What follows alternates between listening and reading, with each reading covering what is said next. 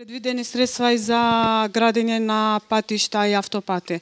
Дали колку средства се предвидени за градење на автопатот Скопје-Блаце? Знаеме дека се вети многу години, но не видовме нешто конкретно колку средства се предвидени за овој автопат.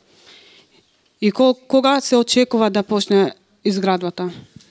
Објавувањето на тендерот го очекуваме до крајот на јануари месец за првата фаза од 1,9 км, каде што е проектната документација решена и слично. Одлучивме да одиме во двофазно градење за да заштедиме време, а да имаме економска активност веднаш и одма. А останатиот дел од некој 10,4 сакаме некаде до мај-јуни да биде подготвена комплетната документација за да може да биде објавен и самиот тендер. Вкупната проекција е таа која што имаме за самиот старт на основа на проектирани спецификации на ставките од некои 120 милиони евра, ако не се лажам, но конечната пресметка ќе биде согласно завршените тендери. Продолжуваме на основа на концептот финансиран од Европската банка за обнова и развој и во дослух со нив и во целосна координација одлучивме да одиме вака на фазно градење. Конечна цел е побрзо стартување со изградбата, заради тоа што знаеме дека во Косово се при крај и завршуваат активностите од Приштина до Блац.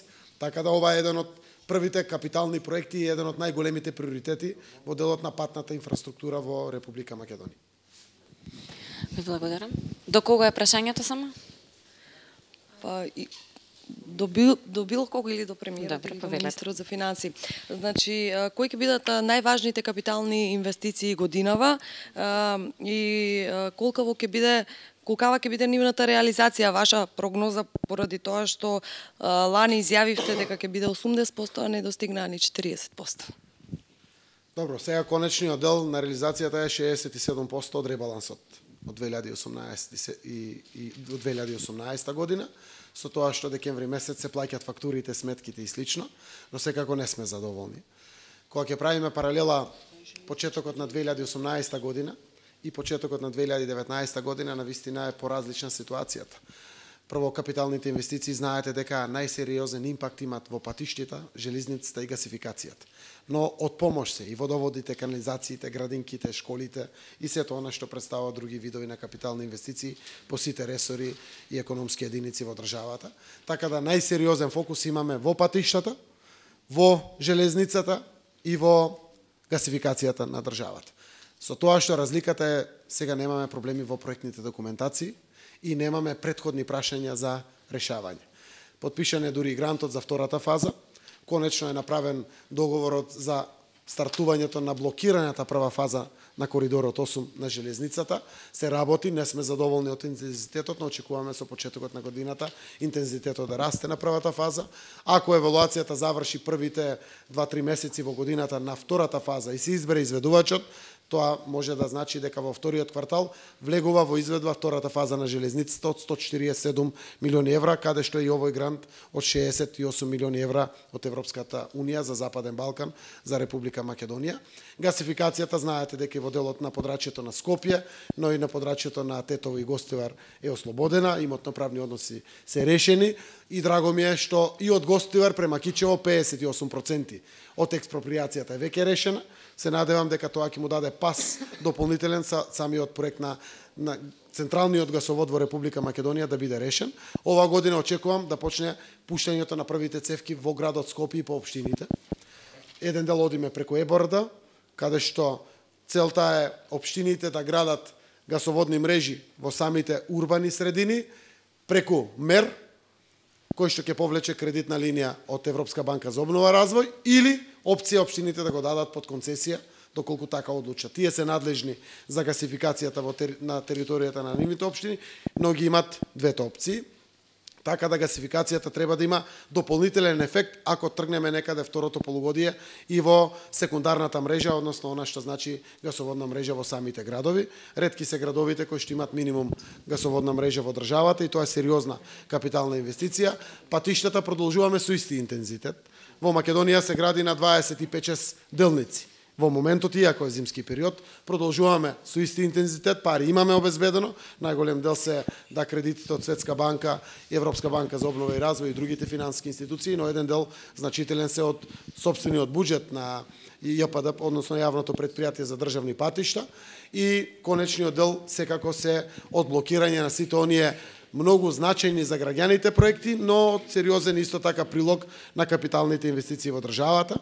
Објавивме дека имаме повеќе од 100 милиони готови проекти за водоводи и канализации, каде што тим во владата го ревидираше целиот тој дел, останува електронски да се доправат, заради тоа што голем дел од тие проекти се во хартијана фаза, одобрението се дава електронски, да го заврши, ќе го замолиме Градежниот факултет на Македонија тоа да го заврши, за да можеме од пролет веднаш да почнеме со реализација. Како што реков, дел се 55 милиони евра нови пари, кои што ги обезбедуваме како кредит преку Министерството за транспорт и врски, Министерството за животна средина и просторно планирање. 12 милиони евра имаме останато нереализирани пари од претходната година и 35 милиони евра се од ТАФ, кои што со анексот и неговото завршење ќе бидат ставени во функција. Тука имаме и нови градинки, знаете дека имаме дополнителни 16 милиони евра од Светската банка за изградба на градинките, нивна рехабилитација, реконструкција и обнова, заради тоа што потребата за простор повеќе за децата згрижување е огромен во Република Македонија. Дел има нови школи, дел има спортски сали, дел има спортски терени и објекти, така да се вкупните капитални инвестиции ќе се движат во тој правец. Но, како што рече министерот за финансии, гледате дека имаме севкупен раст, некаде испроектиран, ако го завршиме четвртиот квартал со 4% раст, колку што очекуваме, ќе имаме севкупен раст од 2,8. Ако тој биде помал, 3,5%, некаде растот ќе стигне до 2,7. 2019 година веќе проектиравме 3,2, но јас најавив амбициите се уште поголеми. Тоа ќе го покаже и првиот квартал кој што буквално од денеска го стартуваме. Ако постигнеме 4% раст во првиот квартал, значи дека доаѓа сериозна економска активност и заживување на економијата во Република Македонија, но мора да појасниме и какви други надежи има. Приватниот сектор е двигател на растот. Видовме дека и при салба реализација на капиталните инвестиции 2,8% раст на бруто домашниот производ е најповеќе заради економијата која што доаѓа од приватниот сектор. Тоа го покажува растот на ДДВ-то, растот на данокот на добивка од 29,9% повеќе, така беше од предвидениот дел, растот на персоналниот данок на доход, економијата заживува, очекуваме големите проекти да се реализират, еден дел од нив државата ќе ги стимулира и мотивира. Оваа година очекуваме да најдеме стратешки партнер по пат на јавно-приватно партнерство, донесовме одлука на економски совет, Чебрени Галиште, 800 милиони евра, големата хидроцентрала. Ако можеме да најдеме партнер на кој што му треба балансер овде во регионот, се надевам дека ќе успееме да имаме успешно спроведена постапка, за да барем втората половина на 2019 година почнеме со некои активности. Тука е клиничкиот центар, кој што очекуваме оваа година да завршат сите административни процедури и почетокот на второто полугодие, ако биде се во ред по проекциите, да се стават камен темелници и да почне изведбата на клиничкиот центар, но знаете дека сериозен импакт во бруто домашниот производ имат и големите капитални проекти кои што се ширум Македонија. 16 нови фабрики се градат. Тие нови фабрики имаат директен импакт во градежништвото, покрај патиштата и овие други капитални проекти. Самиот Лимакс проектот партиципира со 5 милиони евра месечно во бруто домашниот производ на државата. Eastgate е исто така голем проект, некаде проектиран од 130 или 150 милиони евра, а слушам во најави се и дополнителни капацитети, и да не зборувам за сите други капитални проекти кои што се ширум Македонија испланирано, така да даваме сериозна надежност на големите капитални проекти. Да не ги заборавиме овде браните, се градат од делот на Министерство за земјоделие и рурален развој, каде што сериозни се капиталните инвестиции во изградбата на браните или акумулациите за вода. И секако новина е тоа што ова година на почетокот или крајот на јануари, почетокот на февруари ќе ги распишеме јавните аукции, така да кажем, на обновливите извори на енергија, согласно Законот за енергетика. Правилниците се веќе донесени, дебатата јавна помина, се работи за фотоволтаици. Овие денови следува подпишувањето на новиот кредит од ЕБРД со Елем за 10 мегавати фотоволтаик. Стартуваме како држава, останатите ќе ги дадеме на јавни аукции, предвидени се некаде, ако не се лажам, 200 мегавати. обновливи извори на енергија, од делот само на фотоволтаиците, да не зборуваме дополнително плюс се и ветерниците и другите обновливи извори на енергија, така да ваквите инвестиции во енергетиката треба да дадат сериозен импакт или допринос во севкупниот раст на бруто домашниот производ. И повеќе други области се офатени секако, кои што очекуваме да дадат сериозен импакт за овие наши оптимистички очекувања за 2019 година. Ви благодарам. Дали има друго прашање? Да. Повелете. За ветената 500 евра плата. Дали имате проекција кога тоа ќе се постигне на приватниот сектор и кога ќе се постигне на јавниот сектор, вработените во јавните институции, јавна администрација, тоа што од вас зависи и вашите одлуки? Јас ќе кажам глобално, па министрот за финансии ќе дополни во детали. Колку што ги знам бројките, ја завршивме годината со просечна плата од 24.800 денари и нешто плюс фазла. Тоа е некои 400 евра има постигнато просечна плата. Сакам да искористам можноста да најавам дополнително носење на одлука за минимална плата. Ќе расте делот, заради тоа што со покачувањето на минималната плата и отварањето на спиралата гледавме каков ефект добивме. Тој ефект даваше своји резултати некаде до септември, но гледавме дека и после септември продолжи да расте трендот на покачувањето на платите. Тоа мораме да го искористиме, ќе го направиме, при тоа испраќам сериозно охрабрување до приватниот сектор, пред се до текстилот, кожарската индустрија, дека државата тоа ќе го прави и исто така со голем фокус на нивната одржливост на трудоинтензивните дејности во Македонија. Секако одреден дел на мерките кои што ги очекуваме да го дадат својот резултат е тренингот на младите луѓе, младинската гаранција која што ги даде првите резултати, но и активните мерки за вработување. Ако успееме да преквалификуваме и подготвиме поголем број на работна сила во Македонија за потребите на пазарот на трудот, јас верувам дека ќе го интензивираме со уште поголема динамика покачувањето на платите во Македонија. Не е достижно до крајот на мандатот, како што е ветувањето, да постигнеме просечна плата од 500 евра. Имаме размислување во владата и од неколку други аспекти, штом ќе бидеме за тоа подготвени, ќе ги споделиме со јавноста, се со конечна цел да постигнеме просек од 30.000 денари во Република Македонија. Ви благодарам. Дали имаме остварени резултати, тоа го кажав и во воведното излагање, дека во 2018 година, ако се гледа растот на просечната нето плата, изнесува 5,7% и тоа е тројно повисок од тоа колку растеле платите во годините претходно. Секогаш растеле некаде околу 1,9%, сега имаме тројно повисок раст, секако дека почнавме од многу ниско ниво на плати, за нас е важно бидејќи мнозинството од граѓани живее од својот труд, живее од плати, нема доход од капитал или од друго и ќе продолжиме ваков притисок да правиме. Притисок, но и подршка за предпријатијата да отвараат подобри работни места, да инвестираат и за да практично животниот стандард на граѓаните доди напред. Извинете, ве прекинав. Повелете.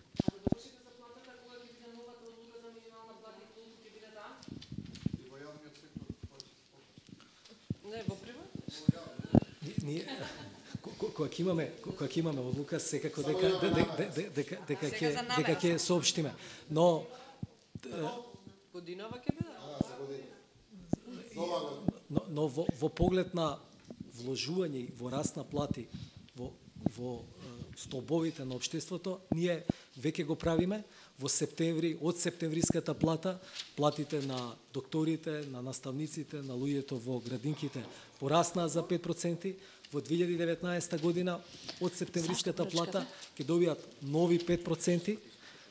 Па тоа вклучувајќи ги луѓето во администрацијата, докторите специјалисти покрај зголемувањето од 5% во септември 2018 ќе добијат 10% нови, почувајќи од јануарската плата и дополнителни 5% во септември 2019 година.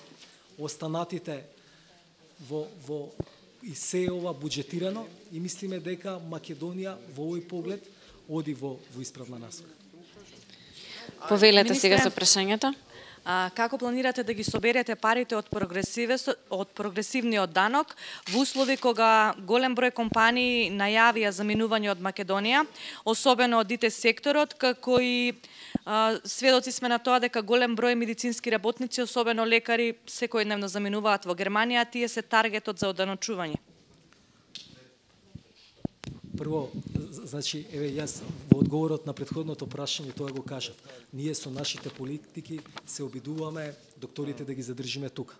До сега во Македонија не се случило докторите да имаат во период практично од една година, значи септември 2018, јануари 2019 и септември 2019 повторно, да имаат зголемување од 5%, 10% и 5%.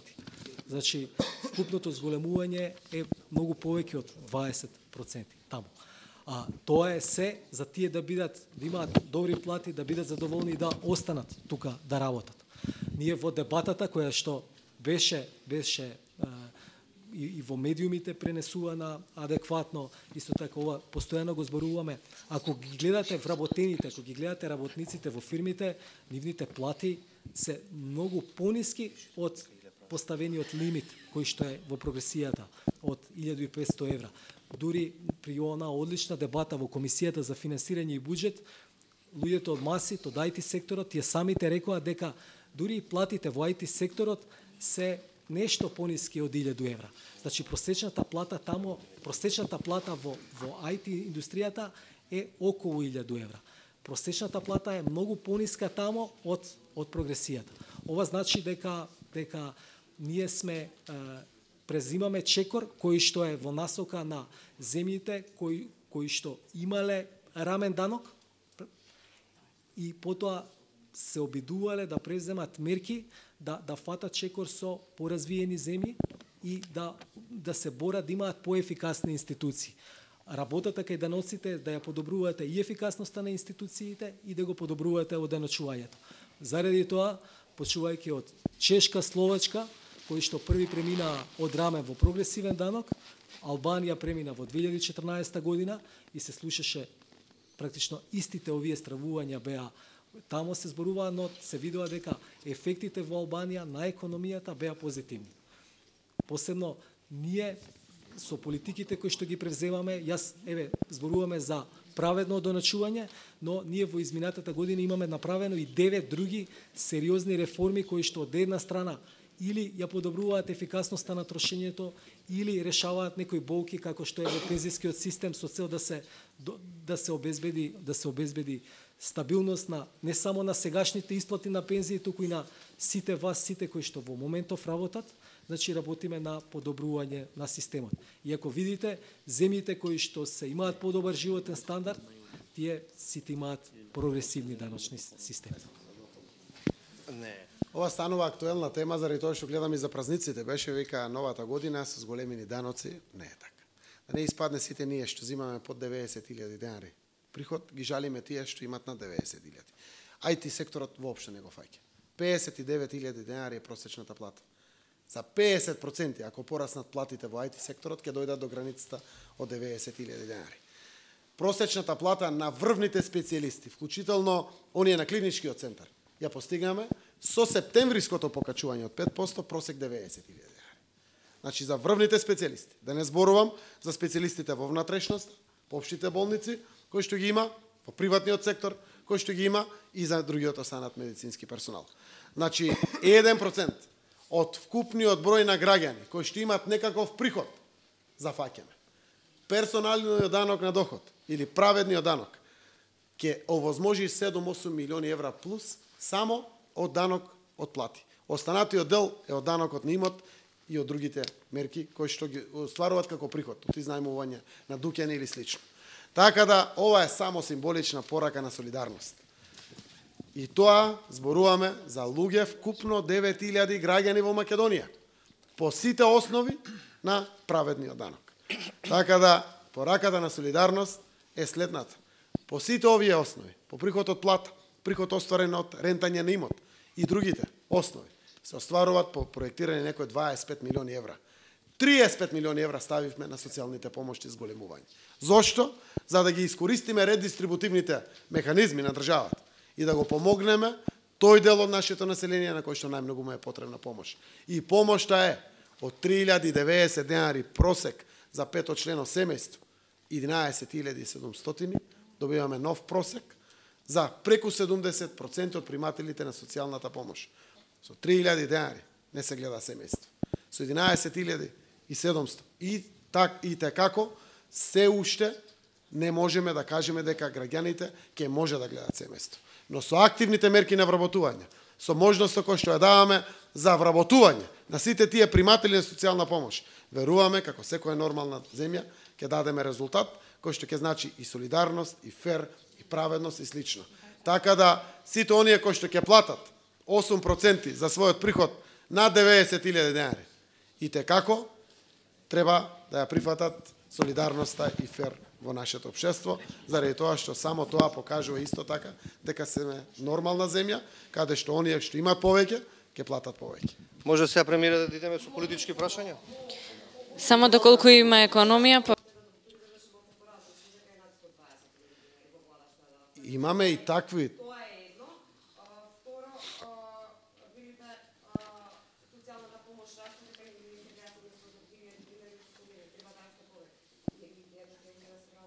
Така, но додека се вработат, чесно е да размислуваме како најранлива категорија на граѓани, како тие живеат. 3.090 денари просечно семејство земаше социјална помош сега. Сега имаме возможност 11.700 додека не се вработи. И знаете дека паралелно второто одбивање на работа ја губи социјалната помош. Затоа се вака вградени механизмите. Целта ќе биде токму фокус, државата да си спаси 11.700 со тоа што ќе му најде брзо работа на таков наш сограѓанин.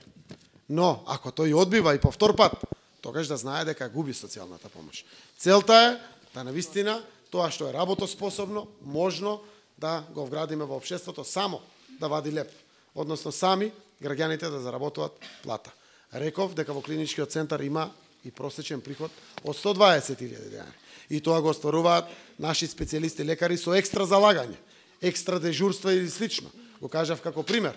Но со овие мерки ние постигаме просечна нето плата на лекарите специјалисти во Република Македонија од 90.000 денари или 89.800, така некаде излегува просекот. Се зависи од тоа колкав дел и на дежурствата го искористуваат самите лекари. Во внатрешноста имаме проблем со недостатокот на лекарите, специјалистите повеќе време дежураат и на основа на тоа имаат и повеќе приходи. Овде, заради тоа што и вкупните плаќања за дежурствата и вкупните приходи во клиничкиот центар се поголеми, па го постигаме просекот на ниво на Република Македонија од 90.000 денари. Не може дечко.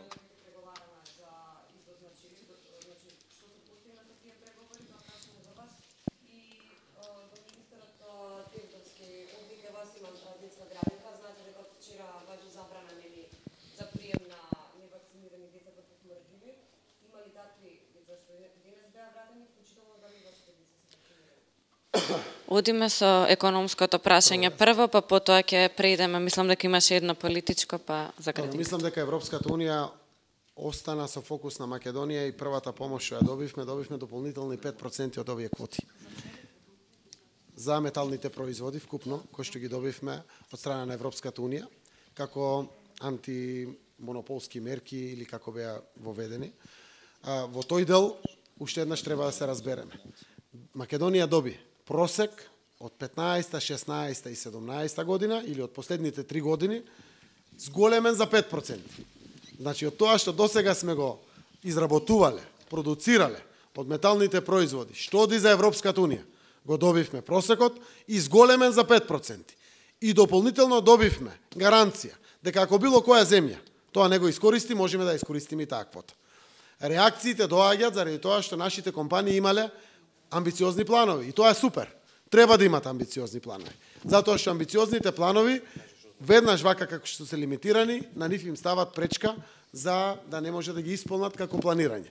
Така да прво пресекот е, не губиме ништо. Добиваме тоа што ни е просек од последните 3 години, плюс големено за 5%.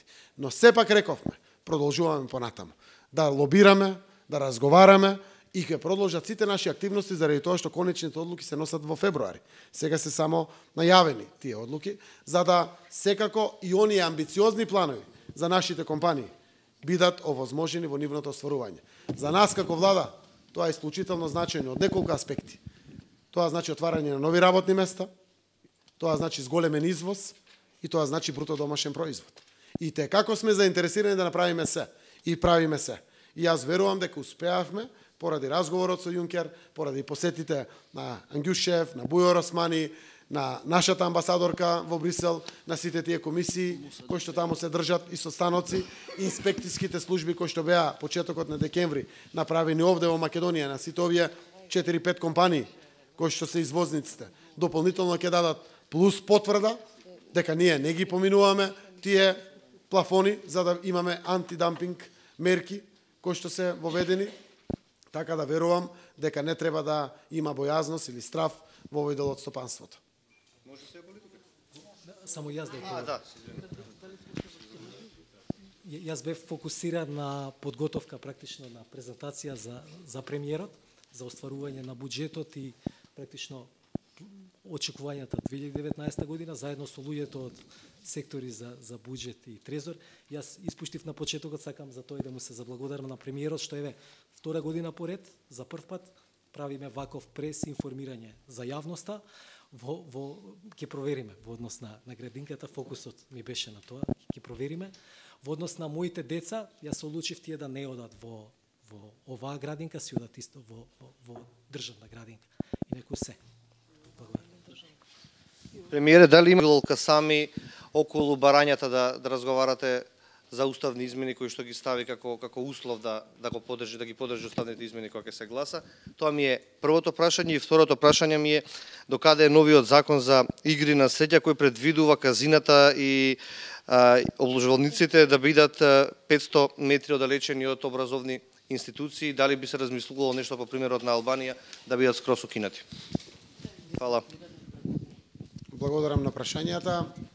Веројатно, како што е амбиентот во Македонија и како што терат практично процесите за уставните промени преку доставување на амандмани, неуставните амандмани, конечната бројка ќе ја знаеме начинот на гласање. Седницата е закажена за 9, знам дека дебатата трае не подолго од 10 дена, како што е најавено неприсуство на опозицијата предводена од ВМРО ДПМН, веројатно таа ќе трае 2-3 дена, не знам колку што пратениците ќе оценат, затоа ние ќе бидеме таму, но чинот на гласање ќе биде како резултат на самата дебата, како резултат на самите амандмани, како резултат на задоволството на сите оние пратеници кои што доставија амандмани и како резултат на севкупната верба дека овој процес треба да го обезбедиме. Јас само ќе кажам дека ќе сторам се до последен момент за да обезбедиме двотретинско мнозинство. Тоа ќе го соопштиме на јавноста во моментот на гласањето или ќе споделиме задоволство од тоа што е постигнато или ќе ја понесеме одговорноста на целиот овој фокус што го дадовме на интеграциите, но уште еднаш напоменувам дека јас сум оптимист заради пред се одговорноста што ја чувствуваат сите пратеници, но и извршната власт во Република Македонија, дека овој процес имаме одлични шанси успешно да го завршиме. Голем дел од овие денови за време на божикните празници јас продолжувам во разговори со сите, така да и утре закажав состанок со господинот Билјал Касами, председателот на БЕСА, каде што ќе разговараме за сето она кое што тој мисли дека треба да разговараме, но мене ми е драго што овие две политички партии кои што се од албанската опозиција, како што е БЕСА, предводена од Билјал Касами, и Алијансата за албанците, предводена од господинот Зијадин Села, и те како се недвојбени подржувачи на интеграцијските процеси на Република Македонија, за НАТО и за Европската Унија интегрирањето, а тоа значи дека од нив очекувам секако сериозност како што имам и јас и секако и одговорност, заради тоа што тоа се и нивни програмски определби, тоа е и определба на државата и тоа е определба на повеќе од 80% од граѓаните на Република Македонија. Дали има друго прашање? Дебатата е отворена во владата. Она кое што го гледаме како искуство и од Албанија и од други места е дека со ваквите радикални мерки тие што се коцкат не престанале да се коцкат. А 5-6 граѓани работат во обложувалници, во казина и слично. Но дебатата е сериозно отворена од граѓаните. заради тоа што таа дебата предизвикува внимание прво за нашите деца и близината на училиштата. Но од тука сето тоа е споредено што со оние квартови во Скопје, во Тетово, во Струмица, во Куманово, во Битола, било каде што се колективни згради и живеат најмногу млади брачни парови, има најмногу деца и тоа е оддалечено од училиштата, но овде под зградата е отворено казино. Дали тоа го решава проблемот? Така да ќе ги видиме сите ефекти и мерки и ќе носиме одлука. Секако ќе има некако вид на одлуки, вака не може да останеме, но кога ќе донесеме после сите овие дебати, стручни анализи кои што ги имаме, веднаш ќе ги соопштиме на јавноста, ќе го дадеме нацртот, ќе го објавиме и ќе отвориме јавната дебата, за да конечно слушнеме и фидбек од граѓаните за конечните ставови по Законот за игри на среќа. Господине Заев, дали владата конечно ќе излезе со каква било информација за бегството на Груевски? Министерот Оливер Спасовски најави дека нема одговорност на граничната полиција, тогаш чија е одговорноста? Затоа што јавноста чека одговор. И второто прашање е дали мислите дека ќе успеете да го вратите владењето на правото и довербата во правниот систем со оглед на амнестиите кои ги дадовте не само за 27 април, туку и за амнестиите за криминалот кои што беа опфатени со последните измени од кривичниот законник. Добро, еве вака, прво ставот е јасен и во секоја нормална земја треба да биде таков. Додека не заврши истрагата предводена од јавното обвинителство. Честно е извршната власт тоа да го почитува и да не се истрчува со претходни детали кои што може да бидат дел на предистражна или истражна постапка која што ја водат истражните органи. Штом ќе даде пас јавното обвинителство и тоа го обелодени на било кој начин, ние ќе ги соопштиме и сите детали од аспект на извршната власт пред се доминантно на Министерството за внатрешни работи. И уште еднаш потенцирам, ако постои одговорност некаде, и тоа е потврдена со конкретни докази и аргументи, одговорноста ќе се понесе. Почнувајќи од мене, министер, директори, било кој сектори во Министерството за внатрешни работи или било која друга државна институција која што е под извршната власт. Тука дилеми да нема. Во демократијата и во општество во кое што владее правото, треба да ги почитуваме сите овие аспекти. Гледате дека кога зборуваме за одредени аргументи, зборуваме до доменот да не тоа влијае некако на истрагата или да не преудицира одредени аргументи на незавршена истрага. Така да во тој дел верувам дека денови се во прашање да заврши јавното обвинителство. Јас можам само да останам во надеж на очекувања, но уште еднаш тврдам, политиката и текако немало замешано прсти, ниту сакала, ниту можела, ниту требала таква работа да помогне, да овозможи или слично. Напоменувам, постоеше неверување уште од 2015 година дека некои работи се возможни, дека нема тајни договори и тоа досега се потврди. Уште еднаш потенцирам тајни договори, кои што значат избегнување на правда, немало и нема да има. Во делот на Законот за амнестијата, уште еднаш потврдувам дека и текако, кога зборуваме за стратешките цели и нивното постигнување, а тоа е НАТО и Европската Унија, и треба на Македонија помирување. Пораката на помирување, само преку Законот за амнестија за она што се случи на 27 април е самиот почеток. Помирувањето и текако ни треба по сите вертикали во Македонија. Кога се помиривме со светот, со нашите соседи, зарем не треба да се помириме и дома? Премногу ни се големи довербите. Премногу ни се големи поделбите. Затоа мораме да ја вратиме прво човечката доверба еден во друг, да си простиме, да подадеме рака и да тргнеме со помирувањето. Следните чекори се помеѓу навивачки групи, на локално ниво во општините, помеѓу младинските ограноци на политичките партии и така натаму и така натаму. Јас верувам дека тоа ќе даде и текако позитивен резултат за иднината на нашата земја, Република Македонија, и во тој дел останува пораката на казнивост и понесување на одговорност. Направивме јасна дистинкција. Што е тоа? Учество во насилство и физичко насилство од организатори и осмислувачи на настаните. И при тоа отстранивме можноста за омраза или реваншизам. Така да верувам дека донесовме квалитетно решение, Европската Унија тоа го поздрави и верувам дека на тој начин секој во својот сегмент на одговорност ќе носи одлука. Политиката преку владата и парламентот, судството преку судовите и јавното обвинителство и така натаму во делот на различните власти кои што постојат во Македонија. Во другиот дел на законските решенија кои што се донесени, и како немаме некое решение кое што значи застарување на казни или слично.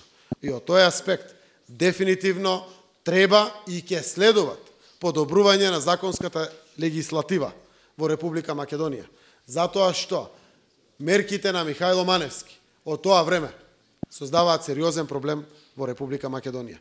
Ниту еден од законските решенија кои што досега се донесени, ниту пак што ќе бидат донесени, нема да влијаат на процесите на специјалното јавно обвинителство. Затоа што процесите продолжуваат. Дури и оној обид кој што се случи во парламентот за замената на некаква корист со имотна корист и како не влијае на ниеден процес во специјалното јавно обвинителство или во државното јавно обвинителство. Затоа што во самиот 353 стои и нанесена штета.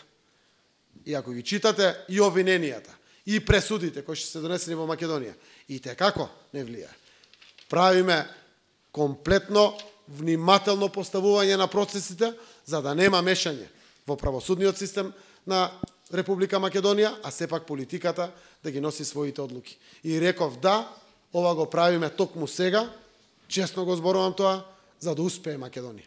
Да успее и да се помири, но да успее и во НАТО, да биде следна членка, која што ќе обезбеди траен мир, стабилност, сигурност, која што е предуслов за сите други наши надежи, кои што ги имаме во Македонија. Пред се економски, но и се вкупниот квалитетив на живот во државата.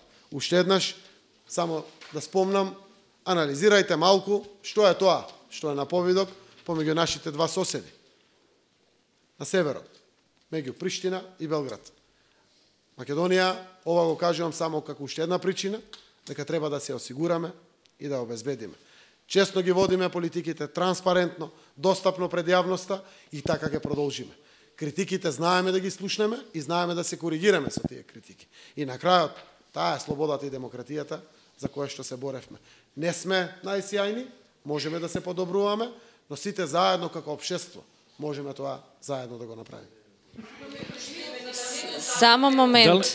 Ве молам еден по еден поставувајте ги прашањата, повелете. Финансиски план колку ќе чини Македонија новото име.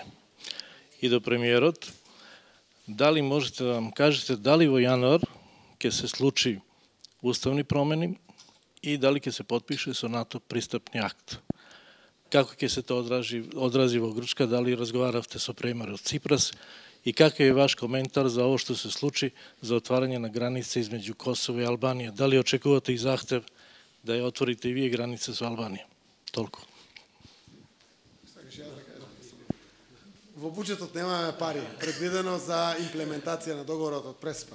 Зошто? Заради тоа што договорот и тоа не го предвидува. Знаете дека одиме со постепено применување на самиот договор, поделот на документите или слично. А тоа е кога ќе истечат самите документи при нивното обновување. Поврзано е со отварање на поглавјата и не подоцна од 5 години. Значи по природен процес ќе се случат оние промени што треба да се случат. Грција не инсистираше тоа веднаш да се случи. На Грција требаше решение на проблемот на овој спор како што ни требаше и на нас. Јас сум среќен што тоа се случи. Јас верувам дека во парламентот ние ќе успееме. Најкасно средината на јануари ќе имаме успех. Верувам. Тоа зависи од секој пратеник поединечно. Јас посакувам поголема бројка од 80. Верувам дека е возможно. Знам во суштина што размислуваат пратениците, вклучително и првиот опозиционер во државата. Господин, знам, но пуста политика. Верувам дека е возможно таа бројка да расте.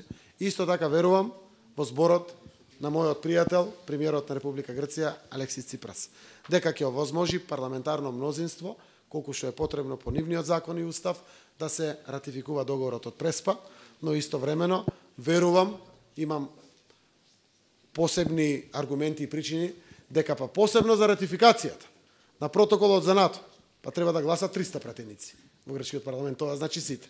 Затоа што и неа демократија, гледам дека не е против членството наше во НАТО и верувам дека ратификацијата ќе се случи, дали во истиот ден после тоа се зависи од административниот карактер на документите, но треба да се случи заради тоа што знаете дека кај нас намерата е нашите уставни промени да влезат во сила откако грчкиот парламент ќе го ратификува договорот од Преспа и кога ќе го ратификува протоколот за пристап на НАТО. Според мене, очекувањата на генералниот секретар Столтенберг е некаде во февруари месец веќе да имаме најдоцна до крајот на февруари прво ратификување на протокол, а тоа е во Грција. Јас се надевам дури и порано, а тоа значи столче за Македонија. Дека ќе влеземе и ќе имаме столче. Додека трае ратификацијата во останатите 28 земји, вклучително и Сенатот на Соединетите Американски држави, тоа значи нашето знаме ќе биде кренато таму, тоа значи дека ќе бидеме рамо до рамо со Америка, со Британија, со Германија, со Франција и со другите земји членки на НАТО, со еднакво право, на еден глас за сите, и како тоа отвара сериозни перспективи. Во делот на отварањето на границите, јас би ги отворил сите граници веднаш, како што во Европската унија. И како знам дека довербата мора да ја пренесуваме едни на други. Со она што го правиме со One Stop Shop преку AFC, Светската банка, сега на Табановци, понатаму со Албанија и слично. Меѓу другото, процесот треба да продолжи понатаму, односно ние да им веруваме на институциите во Србија или во Албанија, кои ги дават документите за одредена стока што влегува во Македонија. Ако Агенција за храна и ветеринарство на Србија потврдила квалитет, да веруваме. Истовремено и Србија да верува на Агенција за храна и ветеринарство на Македонија, за да не прават дополнителни проверки, односно да го убрзаме целиот проток и на патници и на стоки. Но зарем тоа не е нашата аспирација за Европската унија? Меѓу другото и границите да ги отвориме. Со членувањето во Европската унија, отварањето на поглавјата и полноправното членство, јас верувам дека ќе бидеме исти како модерните западноевропски земји, каде што границите буквално ќе бидат отворени за сите граѓани. Уште две прашања се најавија и би привршувале. Прва Ружица 24 повели. Минатата година на истиот овој прес им порачавте на бизнисмените да бидат слободни во инвестициите, дека ќе нема предвремени парламентарни избори. Дали годинава истото можете да им го ветите? Дали ќе имаме избори за нов парламент? Се отварате дебата што се шалам, секако и тоа е вредно за дебата. Убаво е кога бизнис секторот, граѓаните имат отворена можност за правење на планови. Јас останувам, еве и на почетокот на годината, на мојот став, но јас сум само еден од политичките чинители во Македонија. Мојот став е да нема предвремени парламентарни избори. Јас ќе го елаборирам. Прво, и мојата политичка партија нема отворена дебата. Социјалдемократскиот сојуз крајот на јануари ќе отвори таа дебата, коалиционите партнери ќе отвориме таа дебата и ќе носиме одлуки, но уште еднаш го кажувам мојот став како политичар. Кога толку вложив во интеграциите, изградивме пријателство со сите соседи, решивме 3 децениски спорови. Треба да бидеме, како да кажам, себични, да не бидеме реални према државата и да се водиме исклучиво само од политички интерес да тргнеме во избори. Ова целото што го правиме, ако успее процесот во нашиот парламент и во грчкиот парламент, во сите земји па и во нашата Македонија, ќе донесе економија. Тоа е ветар во грб. Сите тоа го знаем. Треба да искористиме да дадеме шанса на економијата, да ги собереме економските плодови од сите овие крупни одлуки кои што ги донесовме како држава, како народ, како парламент, како влада. И јас верувам дека треба да дадеме шанса на тоа. Мојата партија прави пресметки дека сега е најдобро време. Па 4 години ќе имаме пред нас нови. Па тоа е и како примамливо. Но ќе изгуби Македонија. Отвараме еден гап од 4 до 7 месеци, кој што и како сериозно ќе влијае врз економијата. Затоа што не се само изборите, не е само кампањата, се застанува. Па мандатот, па конституирање на парламент, па формирање на влада, па преговори политички. На луѓето им е преку глава. Затоа даваме шанса на потребите на државата, а ние политичарите и политичките партии, нашите потреби и нашите калкулации конечно ќе ги ставиме на втор план, заради тоа што искрено верувам во тоа. На крајот одлуките ќе ги донесат органи и тела на политичките партии, но јас ги кажувам аргументите за кои што стојам. Ако некој ги спротистави и превагна други аргументи, тогаш се е можно. Но верувам дека треба да одиме само на претседателски избори, а да не одиме заедно и на предвремени парламентарни. Те едно прашање, Анита повели.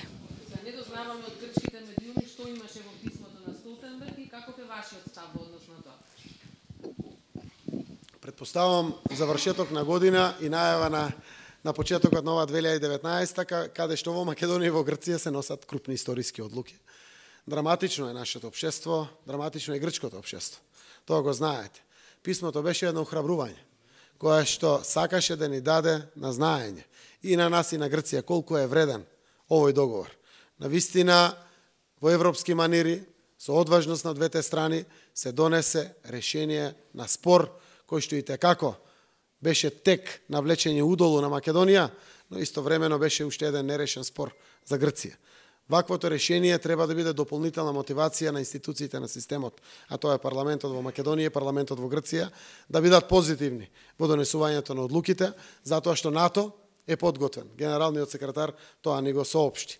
Некаде средината на февруари тие се подготвени да ги отпочнат сите постапки и процедури. Јас само не се согласувам со генералниот секретар Столтенберг. Јас верувам дека уште во јануари ќе треба да скицираме протокол, затоа што верувам дека можно е и во јануари, зошто да чекаме крајот на февруари, или во најмала рака почетокот на февруари, и грчкиот парламент покрај договорот од Преспа да биде првата земја која што ќе го ратификува протоколот од НАТО. Тоа значи дека НАТО треба да го достави протоколот веќе на ратификација во грчкиот парламент. Така да првата активност на НАТО ќе почне крајот на јануари или почетокот на февруари по очекувањата. Но пораката е охрабрување и за мене и за мојот колега Алексис Ципрас.